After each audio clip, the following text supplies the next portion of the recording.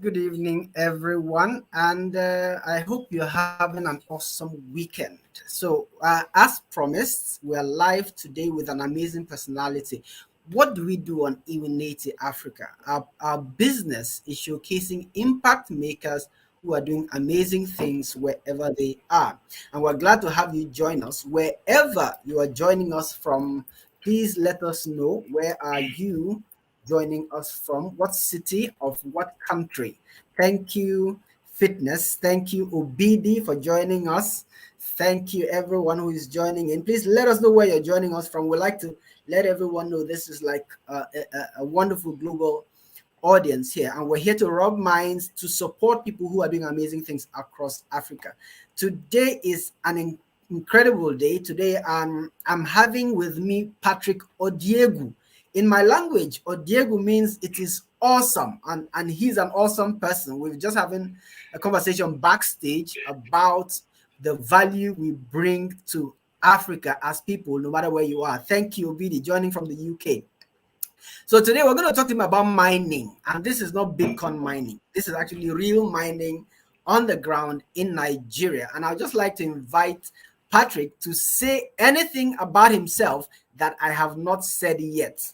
Please go ahead, Patrick. You're welcome to the program. Thank you so very much. Thank you, Kenneth. It's awesome to be with you. Thank you. And thank you to our listeners. It's actually wonderful to be an African. It's a pleasure to be here. You've actually made a very clear introduction. My name is Patrick Odiegwu from Anambra State. I want to describe myself as a servant that wants to serve, somebody that is really interested in creating capacity, in triggering factor of productivity, wherever, in whatever form. And I serve in many categories. I wear a couple of shoes, but fundamentally, I serve as National Police Secretary, as well as Acting Secretary General, Association of Miners and Processors of Barite. Barite, obviously, you've introduced me as something that is dear to my heart. It's actually something that can help many communities to really get into the platform of economic activity. So it's a pleasure to be here. Let's rub minds. Let's see if we can correct some things and add some things and make our beautiful world much better place. Thank you. Awesome. Thank you so much, Patrick. And just to let you know, we are live on 3 platforms, LinkedIn, Facebook, and YouTube. And if you do have a question at any point during the show, drop it in the chat. And if you know someone who benefit from this program, share with them, tag them, make a comment. Thank you, Anne, for joining. Thank you, Dele, for joining. Thank you, Edwin, for joining. We're just going to go straight into the show based on our new model for Iwineti. I would like Patrick to tell us about the minerals we have in Nigeria. I'm not talking about Coke, Fanta, Sprite, and Co. These are real stuff. So, so Patrick will tell us more about that to share with us what is the wealth that we have under our feet. Patrick, please go ahead. Thank you. Thank you once again, Kenneth. Africa is absolutely endowed with awesome arrays of pricey minerals.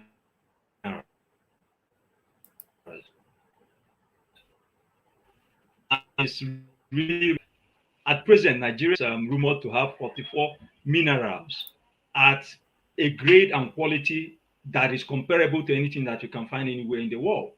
So it gives me a lot of pleasure to tell us that we have industrial mineral. And when we mention industrial mineral, these are minerals that help in everyday production. In this case, for example, barite. Barite is used in oil and gas, among other usages. We have precious minerals. Precious mineral, which most people actually are coming to Africa with, which is gold, silver, and all the cobalt and the rest of it. We have energy mineral. That's where you bring in the coal and you bring on all the lithium and everything that is now trying to trigger cell battery production, which among them is actually zinc. Zinc has become a very critical mineral.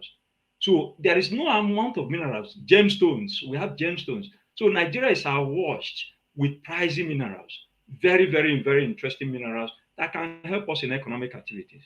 Thank you. Thank you very much, Patrick. That's awesome. So there's a whole spread of it. And Patrick earlier shared an article with me where during a program in Canada, incidentally, thank you, James, for joining us from Canada. Mr. Adebite told us that we have in Nigeria 500 locations where we have solid minerals across Nigeria. And Patrick will tell us more about the value of these things. What do you think? What does this mean for us as a nation in Nigeria? What does it mean for Africa, for other nations like Mali, DR Congo that have these things embedded? How can it transform an economy into have these things? What does it mean? Please go ahead. Thank you. Personally, I believe that what mineral means is a factor of production. Minerals, nobody in this world eats mineral, apart from when it has been taken to its industrial use. We have been approaching mineral from the point of extraction and then moving away basic products, which is raw material that other nations uses in economic transformation and bring us finished goods. So it's about time we now understand clearly that our mineral journey must have all the value chain ascribed to it. When the minister, wonderfully for him, was in Canada and he gave Expo, I can say that he gave Expo the world about the endowment, the rich endowment in this country. He mentioned 500 locations. That's a very, very understatement. There are almost every state in Nigeria. We have 36 states and FCT. Every principality, every local government has one mineral or the other that meets global standard in terms of quality, in terms of quantity. We have not even started serious exploration, because before you can even talk of mining, you must talk about exploration. But what has happened is that Nigeria has been having this, can I say, a reputation of being an oil and gas nation. And also because of the overimposing nature of our oil and gas sector, it has not made us to pay attention to our solid mineral, which actually was how Nigeria even started. Because Nigeria started mining coal and mining tin. And most of these locations where those mining took place over 100 years ago are still relatively unexplored. Relatively, right? There is no mining site in Nigeria that is down to about 10 kilometers. I recall visiting a mine in South Africa, in Sun City. We went down 10 kilometers, right, into the earth crust. There is no place where such exists in Nigeria. So we have not started. And most people are under this illusion that Nigeria is not a mineralized nation.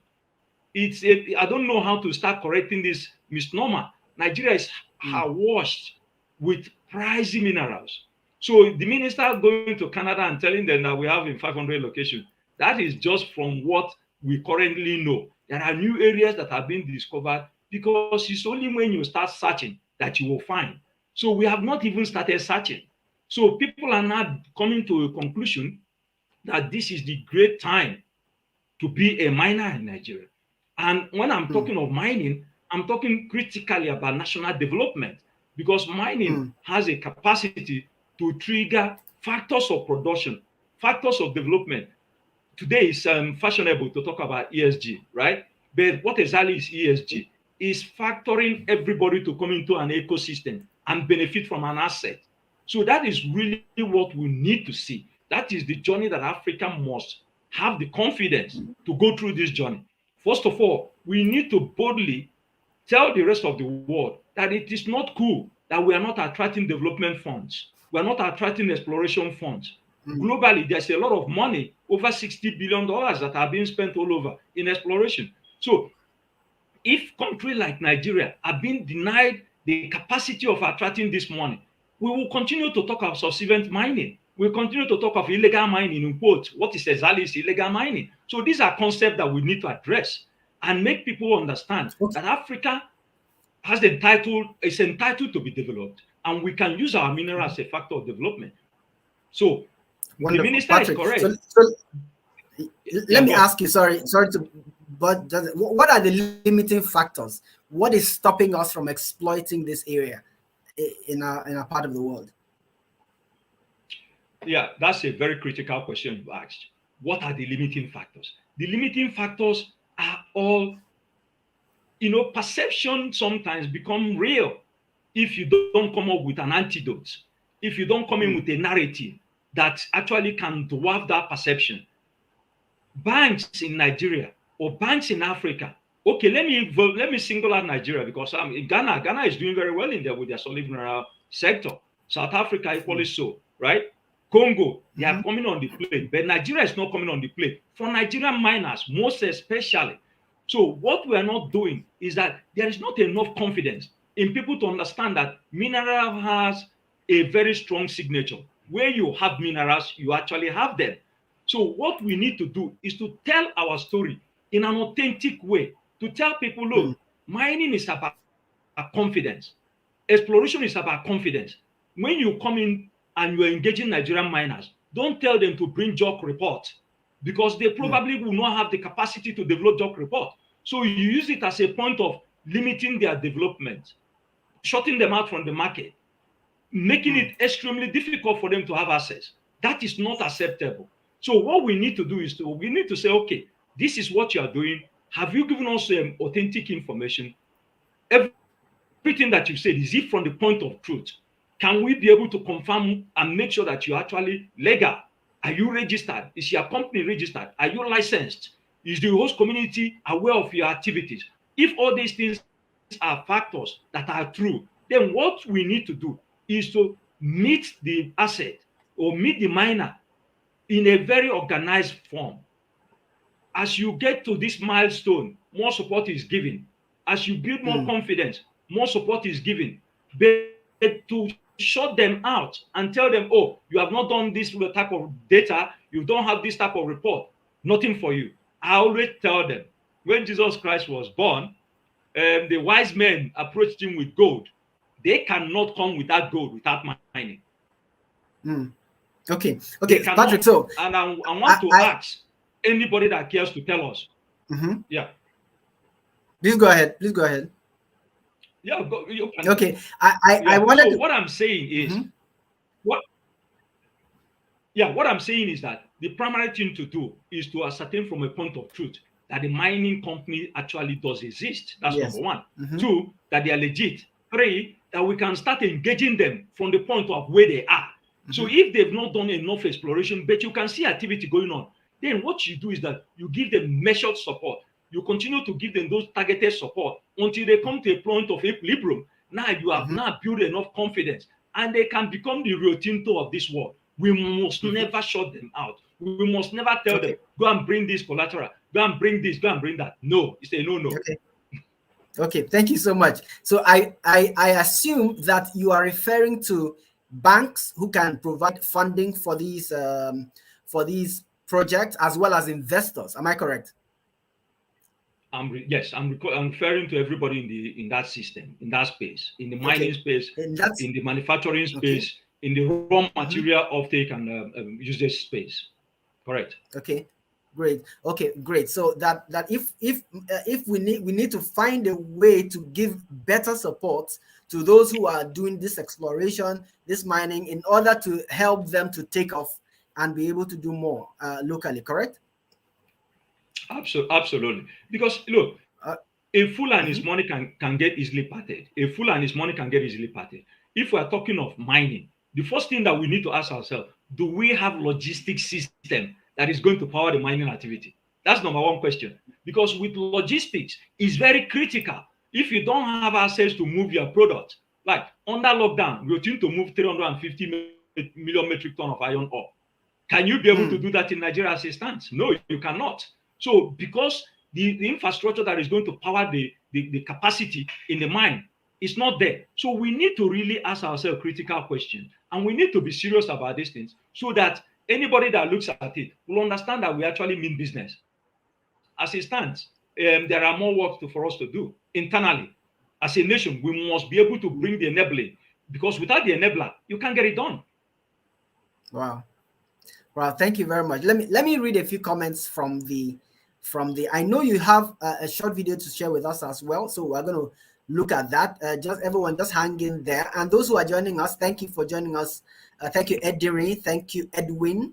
And thank you, Edwin, for your thoughts. Edwin says, lobby government to increase budget. Please clarify what budget is that, Edwin? Please let us know. Then Edwin also says, use AI to locate raw minerals. Okay, I don't know whether that is feasible. Maybe Patrick will tell us about that also. And Dele says, Dele Anyaleke, I hope I got that right. Good evening, all. I'm Dele Anyaleke, National Secretary, Miners Association of Nigeria. So, Patrick, I think you have the people backing you on this call. Thank you for that, Dele. Yeah, and there's a question I have from Ubidi. Why can't Nigerian miners get job reports? Is that something you want to touch on, Patrick? Yes, it's something that I want to address. You see, job report is the same thing as geological data, exploration, feasibility, anything that shows that this is an asset that can return investment money. Return of investment is very key. But you cannot build a house without foundation.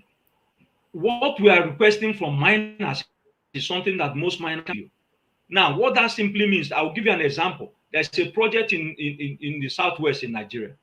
This project struggled for many years. The promoter of that project has to go to Canada and raise money. And immediately they raise the money, the asset is now bringing, from January to March, the asset raised turnover over $70 million. This is an asset that has been redundant for so long. So it is not like we don't have the mineral. Yes, it is important to bring the data. But in a state where there is no capacity to bring the data, then you have to be creative. We're asking for that creativity in partnering with the miner to be able to develop that type of report. It can come subsequently, but let it not be a shutdown. Oh, you don't have data, we turn our back. No, that crisis that we're having in our system will continue. But if we want to solve it, we will now say, okay, this is what you've done. You have not done this. Now, this that you've done can enable us to provide you this level of support, and then subsequently it increases. That is how I want us to engage in Africa. That is how I want us, so that we can actually take ownership of our assets. Because as it stands, it appears like other people are gaining assets, and Africans are being shut down. All of us cannot become workers. Some of us must be directors of company. So if we are going to look at Africans and we are all going to be slaves in our own country, then something is wrong. Wow, I like that. I think what you're saying, if I get you right, is we have to design our own system of leveraging our assets based on our own circumstances. Because probably what we've done so far in terms of governance, in terms of regulation, is a copy and paste from nations where it's easy for those who get into these spaces to get such data. Am I getting you right? You are absolutely correct. It has become, it's like the miners are being shut out by the inefficiencies of systems, right? We're talking of how can government not even come up with creative funding for miners? So if they are not doing that, that simply means that there's a disconnect. So we are not going to talk about problem forever. We want to talk about opportunity. The opportunity is that there are assets that are really going to perform if we come up with targeted support system. That is what I want us to be talking about. Let's not start by saying, oh, you don't have this report. Some of the companies that are licensed, start with them. If they can prove that they are licensed and they are genuine, you can come up with targeted support. But it's never acceptable that we're going to say, because you don't have data that speak to international standard, or in quotes, we're not going to deal with you. What you are saying now is that you're condemning the host community and everybody in that ecosystem to remain in impunity, and that should not be accepted. Thank you so much for that. James says, investors have to be protected by stringent property rights. Also, illegal mining detracts from the attractiveness of certain locations and minerals. Insightful, and that is worth a conversation. And then Edwin says, skewed agreements with international companies that have robbed Africa of their wealth have to be reviewed. And I think you mentioned this before the call as well. And Edwin also says satellite technology can be used to locate and value underground assets. I like the statement from James and Edwin as well. I would like you to touch on that, but I also like you to touch on the next question, which is about local, basically conspiracy theories. Let me go into that way. In some countries like Congo DR, Mali, people have posited that there are elements in the international community that would rather have everybody in chaos so that these minerals can be beneficial to people outside the country. What are your thoughts on that? And what are your thoughts on James's submission about the right of investors to be protected? Please go ahead. Thank you very much. First of all, what Edwin was trying to project are all accepted. We can apply various systems in discovering our minerals because mineral discovery is about confidence, nothing more. Because somebody is putting money, he wants to get his money back and he wants to make profit. That is fair, right? But let's not be only one dimensional. We can use various systems to continue to increase those confidence, right? Now, James' position about illegal mining and property rights, these are things why I say it is important that you do your due diligence properly. It is important that you engage with companies that are properly licensed. And also you need to understand that host community management is very important. So you don't go into asset and go there by yourself. Go with somebody that is local so that the partnership can be tight and everybody can bring their best leg on inside the shoe so that you can be able to manage various types of relationship. Because mining is about interest. Everybody is interested in the value that emanates from mines, including people in quote that we call illegal mining, right? But if you come up with a structure and you package people into various shoes, various pockets, various segments, they will see what is their value. They will see there's a space for them. You can actually do a lot of sustainability in your mining operation, whereby you can bring agriculture into the ecosystem. That the host community will know their interests will continue to be protected and they are getting value. The illegal mining aspect of it, in quote, will drop. But what exactly is illegal mining? It's about bringing people into value. If you bring them into value, they will no longer be illegal. They will be people that are making contribution. Now, to your question about illegality or money that is used to induce our leaders all over Africa, to be very honest, and I need to stand up and say this, our leaders in Africa need to wake up fast. Right? They need to wake up because none of us are going to go anywhere with money. By the time we are dead, none of us will even know how much money we have. So we need to talk of development. It starts with education. We must educate ourselves. We must be valued. Africans must be valued. It's about time we stop allowing people to come into our eco space, take all the money, they call it illicit financial flow, this and that. What are we saying? We are saying that we are folding our hands, dreaming of Jerusalem. We don't know the way to the airport. That is unacceptable, right? So everything actually is together. We need to, somebody said, let's review the type of contract that we sign. First of all, we must respect contract because if we don't respect contract, then what are we saying to investors? We are saying to them that we are fair weather, that when it suits us, you come, and then we change the rule of the game in the middle. There are so much that is recognized, like my brother Dele is pointing out.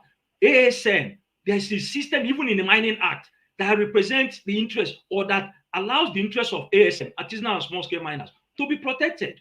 But it will not be to the detriment of somebody that acquired license, because you can invade somebody's asset or in a licensed area and be conducting illegality. So the system is there to protect. But fundamentally, you can solve a lot of problems through dialogue, through understanding that those people have right to come into an eco space and make money. They need to be taken care of, because if we don't do the needful, what will happen is that after the mining, the investor, so-called investor, has taken out his value. We have a gaping hole that is no good for anything at our backyard. So everybody must benefit from the ecosystem of mining. That is the only thing that is only the truth that can heal this conscience, that conscience gap. Only the truth. Thank you so much, Patrick. That's very passionate, very thorough, very detailed, and speaking truth to power. Now, I used to say when I was younger, forgive the language, that if you write on your wall, do not urinate here. You must provide a washroom or an environment for that. And Patrick has alluded to that. I said, look, the reason for illegal things is because you have not placed structures that allow people to do things legally in a realistically feasible manner. Thank you for that. And let me just read a few more comments. We have just about 5 minutes to go. Let me read some comments from Edwin. Says, build our economy on the basis of the wealth and not on debt. Our mineral assets are our wealth. That way, investors will come knocking. And I'm going to ask Patrick about the need for investors in the next question. Thank you, Somi Adesina, for joining us. Government should support mining assets and draw a strategic path to ensuring the economic potential of these critical assets are achieved.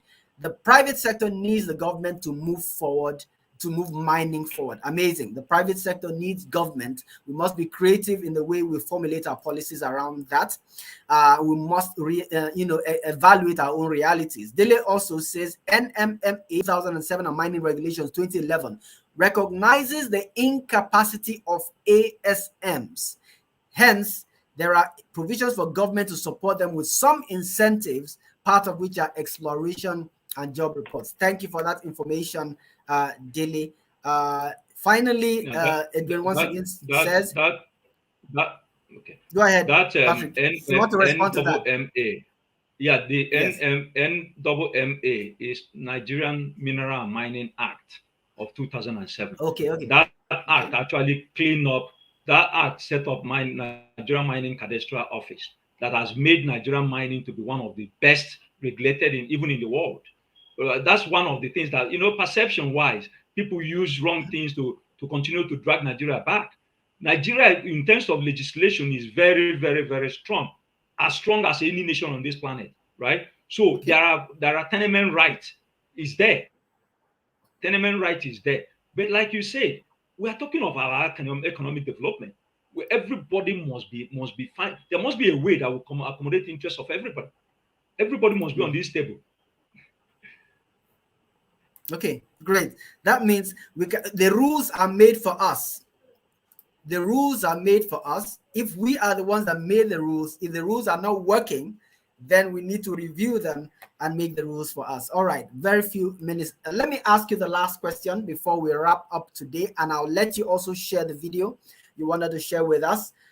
So what would you, if somebody is watching this video in the class of an investor, in the class of a government, in the class of a banker, in whatever class they are, what action do you think, in summary, we should take as those who are listening to you today? That will be your final words, and then share your video with us. Right. Thank you very much. What I want to tell them is that Africa is blessed. Nigeria is superlatively blessed. Our assets are speaking to the economy of today, actually positioned to address the economic of tomorrow. Well, everybody knows now about Tesla. Everybody knows about how Tesla is trying to intervene in the battery economy. What is he using in this battery economy? These are things that we are having a lot of reserve, a lot of value in it in Africa. I want to use this opportunity to tell us that zinc is the critical mineral of the future. Zinc is so important because zinc deficiency in Africa is exponentially high.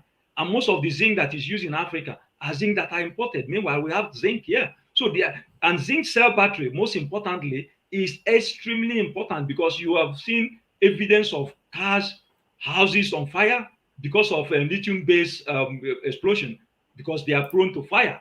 But zinc is not prone to fire. So there's a lot of development of zinc. I want banks to develop the confidence and engage miners. I have off-takers that wants to buy our product. But because you cannot get proper funding, you go to funding, they will ask you for things that they have no business asking. Most of these assets actually have more value than even the capitalization of most banks. But they don't see this thing. They don't understand that there's a way we can shake each other's hand, and it will be done safely. And once it's done safely, the value to economy increases. We have heard of CBN screaming that they want foreign exchange. How can you do foreign exchange without proper development of mining assets and proper development of assets that can go for export? So export is clear. Yes, we can start by exporting raw material, but somewhere along the line, we must also think of the midstream and downstream, because downstream is very, very important for us to develop products that can be consumed internally.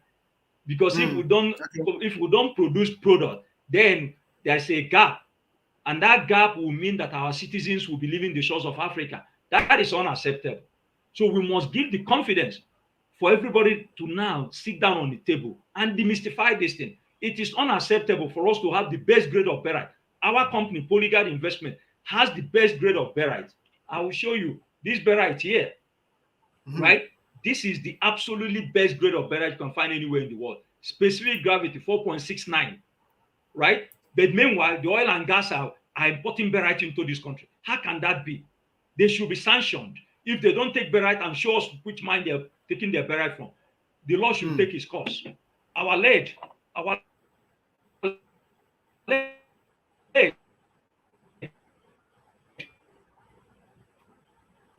Sorry about that break. Patrick will be back very shortly. Okay.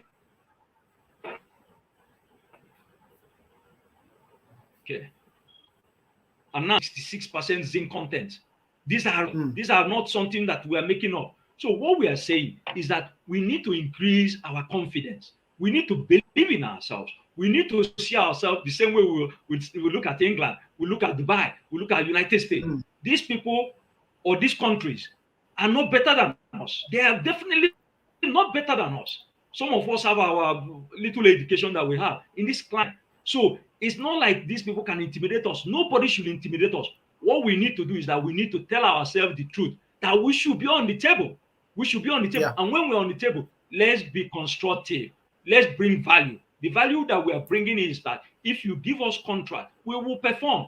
But don't deny us the contract that will enable us to get on the table, to be productive. The banks are doing something that is unacceptable. And government has a role to play in this, in making sure that they talk strictly to the bank, bring the banks and the miners together, bring the processors together, bring the industry together, and everybody will solve the basic problem. Because like my brother Edwin pointed out, if we use technology, we can link people together and all the noise will stop. If you are worried about giving them money, use the services, because you can do mining as a service. If you don't want to give them money, fair enough, they provide them services. But in anything that you do, don't deny them the opportunity to have access to capacity. Thank you very much, Patrick. I mean, that is about all we have time for, but some interesting comments came up, and I hope we can still see your video very quickly. I'll just read one or two comments that came up while you were speaking. Interesting conversation from Ubidi. And Dele says, talking budget allocation, we must ensure that the present budgetary allocation is judiciously utilized to hit targets. Stakeholders should get this done through advocacy.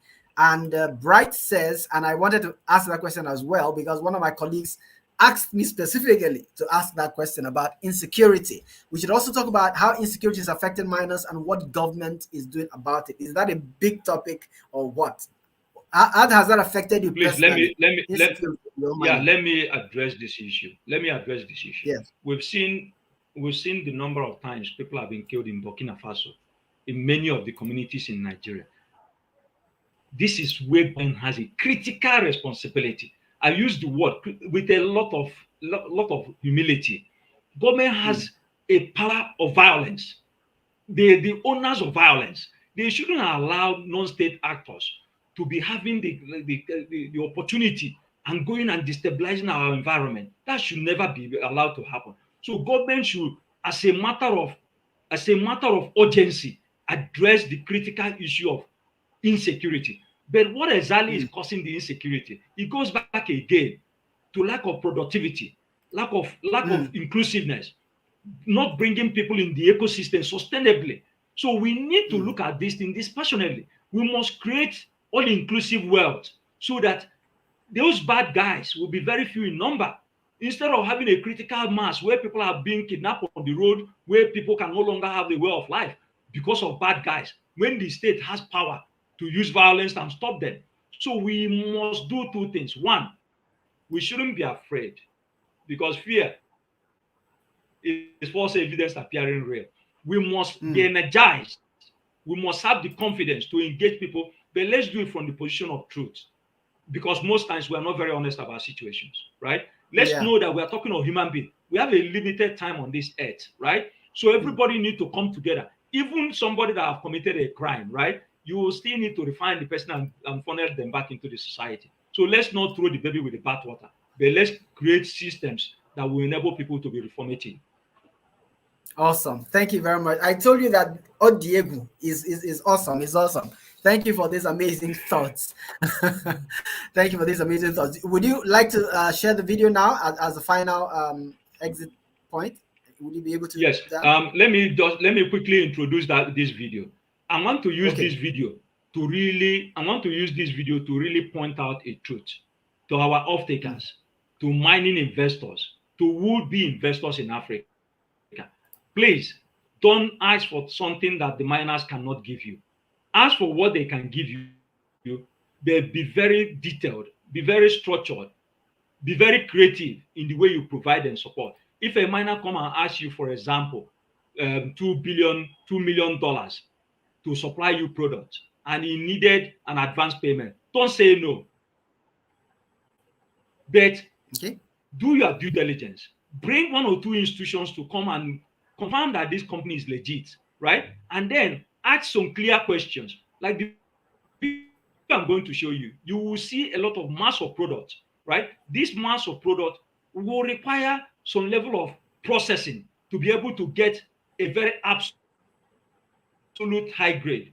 But if we are talking of a grade that even without processing, a miner can easily arrive at, right? Instead of looking for 70%, as most people will come in Africa and be deluding themselves, they are looking for to give you 70%, and it doesn't have processing, it doesn't have mechanization capacity. So you're asking them to dig a hole and be burying themselves there inside the hole. So that is unacceptable. So what we need to do, we need to really key in a more empathic way to be able to make things happen. So if you look at this product, if I ask you that I'm going to supply you lead 30%, combined lead zinc 30%, it is possible to do so, and this video will show why it is possible. So if that happens, then the miner can produce and deliver the product. When you receive the product, also on the other side, they need to also be honest, because we have a system where miners will supply, and then once your shipment leaves the shore of this country, and when they see that he has left, they will turn the rules of engagement. They will ask you, and then the system on their own side will cheat against the African miners. That is unacceptable. So let's approach from the point of truth, and this applies to everybody. So let's look at this video. Yes, exactly. oh, beautiful. No, that name actually signifies that Africa is awesome. That's it. That's it. You can't go wrong in Africa.